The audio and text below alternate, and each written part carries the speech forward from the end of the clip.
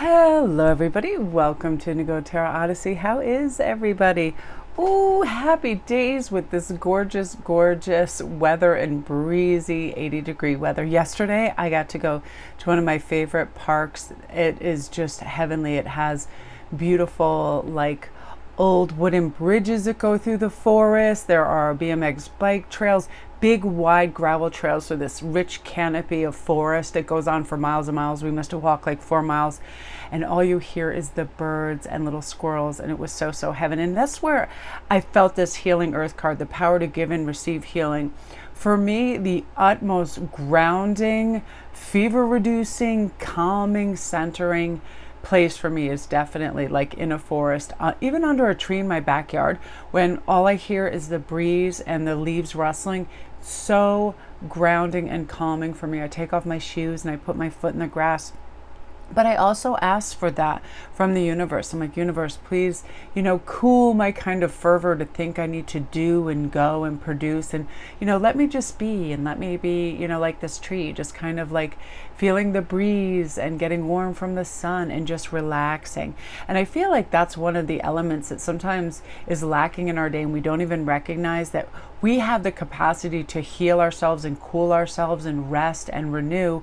But we think, if I just do this, then, I'll be done. And then if I just do this one other thing in this email, and we tend to get in this kind of snowball effect of doing more, where the healing earth is more about doing less so we can receive healing. Also, it's, I feel like a good, arbiter of this as well is going on to, say, YouTube or a TED Talk or something.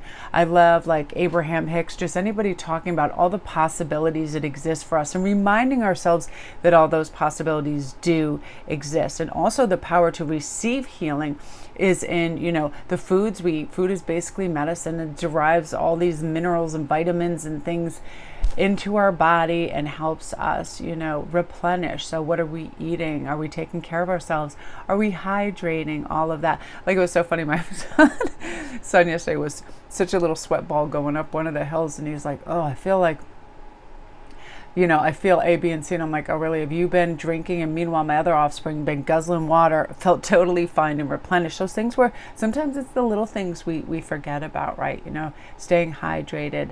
But I feel like the earth, oceans, everything has so much capacity to just make us feel grounded and, that sense of awe, like, what a beautiful field, what a beautiful lake, what a beautiful, environment that we're immersed in when we take the time to look at it. Which brings us to the High Priestess.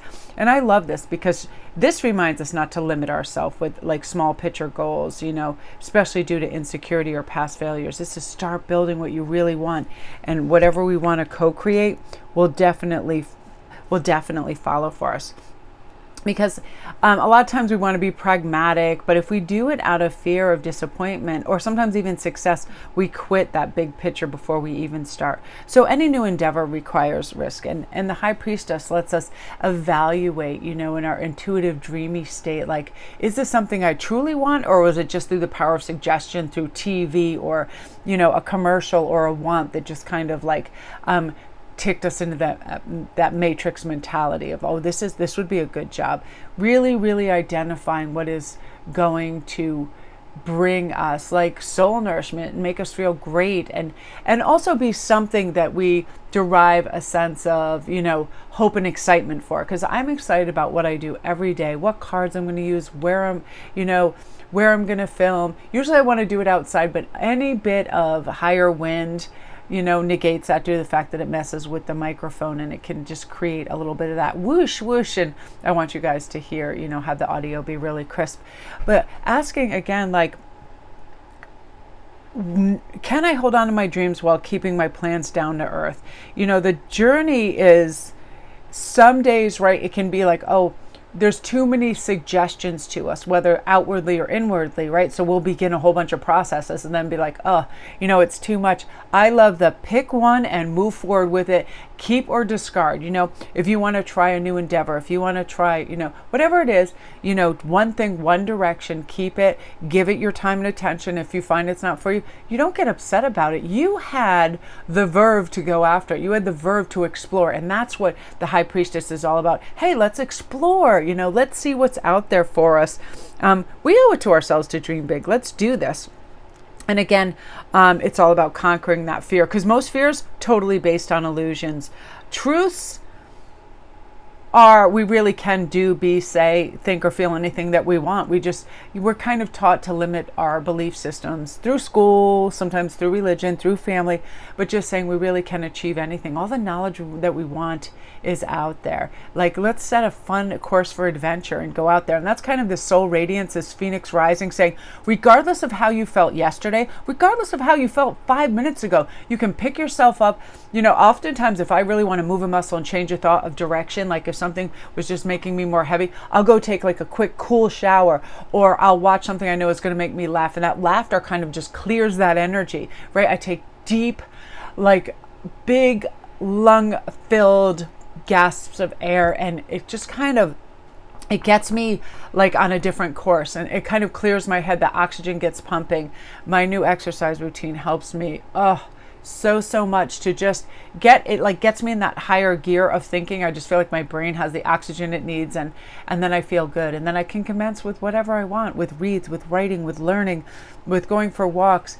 I'm the majority of the time also, I feel like I'm a very solitary person. I love to study and work and read. I love to be with my family and others, but I would say 80% of the time is on my own doing things. And I really relish that time, because I give a lot when I'm with other people. Like we'll give them the time and the attention and, all of that. So it's like, I need that time again to replenish, so I can have that soul radiance that says, what do I want to do? What do I want to create today? Like really getting excited and releasing all those imbalances of feeling like we have to do things for others, or, be there, be always available. This is being there for yourself and feeling like, what am I going to do to raise up out of this? Sometimes it can be, I'm serious, as little as standing up from your chair and just stretching and putting on a little bit of music.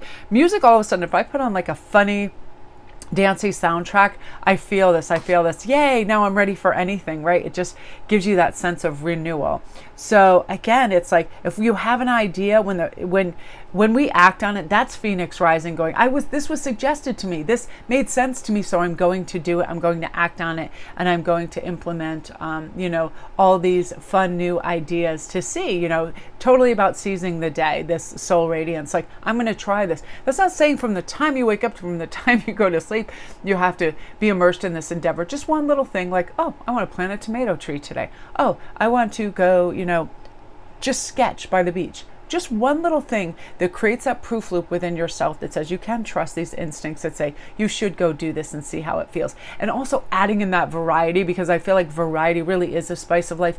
Doing any little things a little differently will change how we experience those things, right? Therefore, then we feel like, oh, a new day, a new way. And then we have all different, like our choice arena gets bigger. We recognize, hey, I don't have to drive the same way to this place. I don't have to go and have the same workout routine. I don't have to eat the same food just because I'm at this restaurant. Really giving yourself a little dalliance of choice, and it feels really good. And then you feel, like a new person, new perspective, new day. And that's really this kind of Phoenix rising, which is gorgeous. So my beauties, that is what you're meant to hear today. I hope you all have a great day. Love and light.